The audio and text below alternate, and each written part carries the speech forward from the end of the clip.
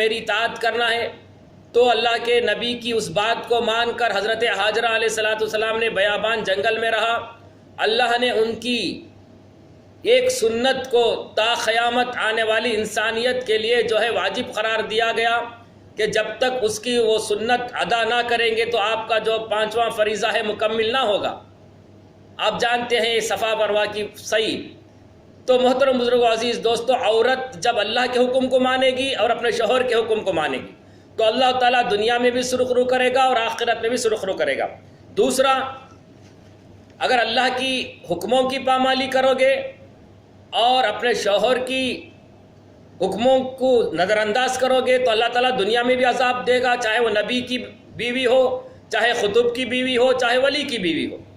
جیسا کہ حضرت لوط علیہ الصلاۃ والسلام کی بیوی نے اللہ کے حکموں کی، توحید کی پامالی کی اور شوہر کے خلاف جو ہے دوسروں پر جو ہے شوہر کی غیبت کرتے رہی، تو اللہ نے ان کو جو ہے دوسرے قوم کے ساتھ، ان کے لوط قوم کے ساتھ اس بیوی کو بھی جو ہے غرق فرمایا، عذاب الہی میں مبتلا فرمایا۔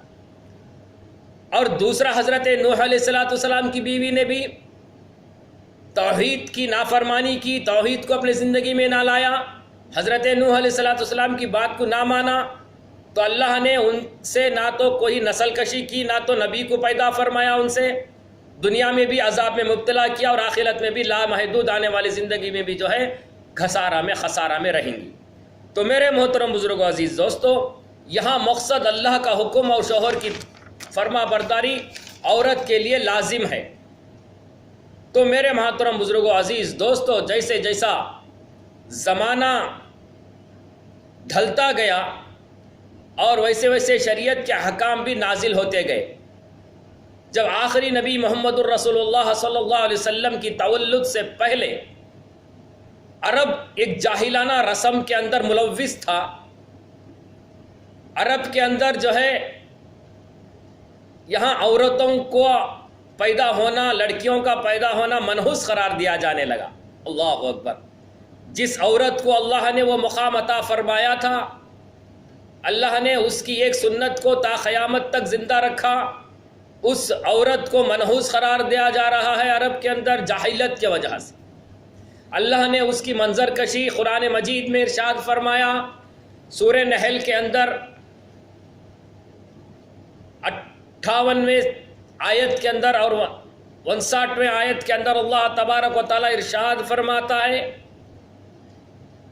وَإِذَا بُشِرَ أَحَدَهُم بِالْأُنثىٰ ظل وجهه مسودا وهو كظيم يتورى من القوم من سوء ما بشر به أيمسكه على هون أم يدسه في التراب ألا ساء ما يحكمون۔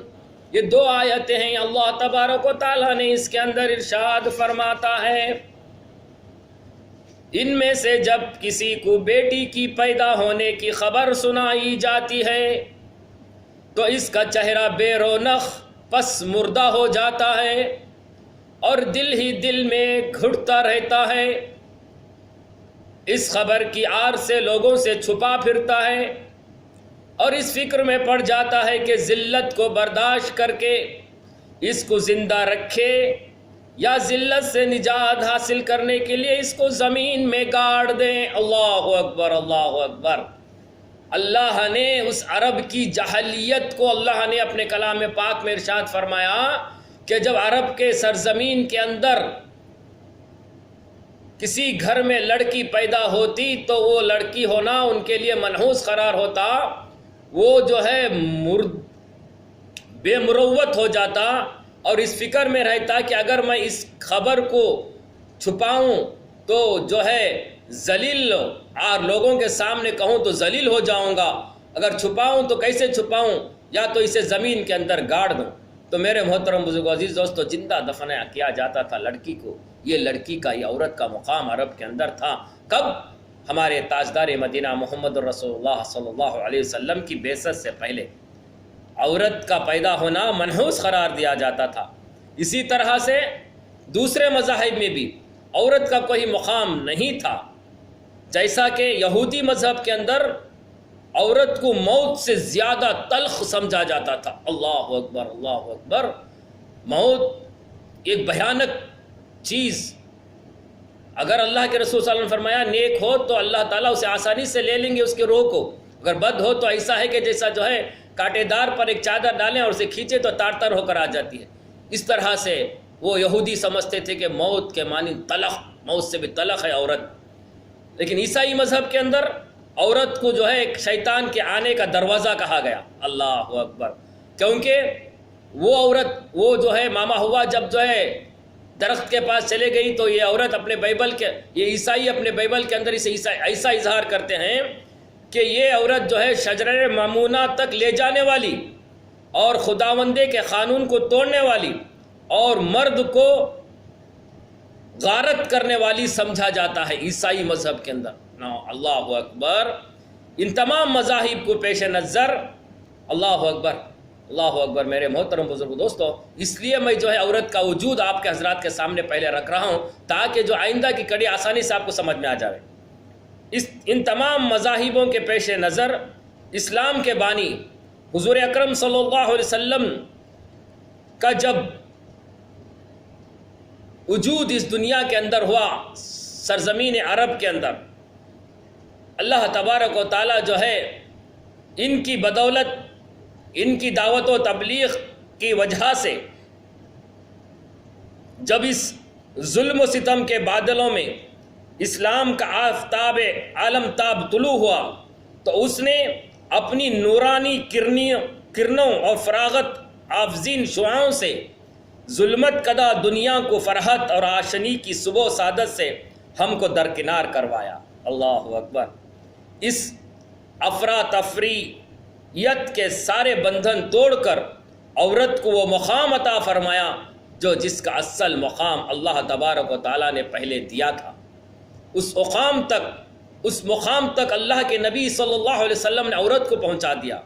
اگر عورت اپنے اللہ کی وحدانیت کو مان کر اور شوہر کی مان کر زندگی گزارے گی، اللہ کے رسول صلی اللہ علیہ وسلم نے فرمایا جس کا شوہر اس بیوی سے راضی ہے تو وہ جنت میں جنتی ہوگی، اگر اس کا شوہر اس سے ناراض ہے تو وہ جہنم کے راستے میں جائے گی.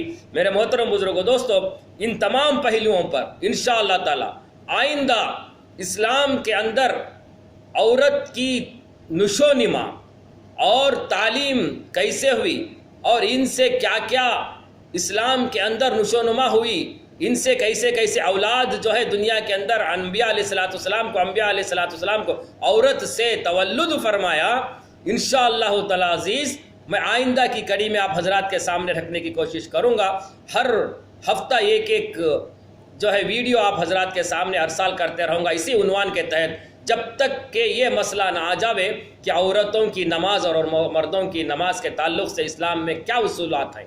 اس موقع کو آخری کڑی سمجھیں گے تو انشاءاللہ تعالیٰ آپ حضرات سے گزارش ہے کہ ایک ہفتہ اس عنوان کو آپ ذہن نشین کر لیں تو بہت بڑی مہربانی ہوگی. تو میں اس سلسلے کو جو ہے آئندہ تک برقرار رکھوں گا، جاری رہے گا. آپ اس بات پر مجھے اجازت دیں اور اللہ تبارک و تعالیٰ سے دعا کریں گے اللہ تعالیٰ اس بندے خدا کو جو ہے اللہ تعالیٰ جو ہے اس ناچیز کو جو ہے صحیح بات آپ تک پہنچانے کی کوشش کریں اور آپ کو بھی جو ہے اللہ تعالیٰ اس پر عمل کرنے کی جو ہے توفیق عطا فرمائیں. وآخر دعوانا الحمدللہ رب العالمین. آپ حضرات سے گزارش ہے کہ اس بات کو جو ہے زیادہ سے زیادہ تک لوگوں تک شیئر کریں اور میرے اس چینل اصلاح معاشرہ کو جو ہے سبسکرائب کریں، گھنٹی کے بیل کو دبائیں تاکہ جو ہے جیسے ہی میرا ویڈیو آپ تک پہنچے آپ تک پہنچنے کی جو ہے سعادت آپ کو نصیب ہو جاوے. اس لیے جو ہے آپ حضرات سے گزارش ہے کہ میرے چینل کو سبسکرائب کریں، شیئر کریں زیادہ سے زیادہ. اللہ آپ کو جزائے خیر عطا فرمائے. والسلام علیکم. تب تک مجھے اس بندے کو اجازت دیں اور آپ کی دعاؤں میں میرا حصہ رکھیں.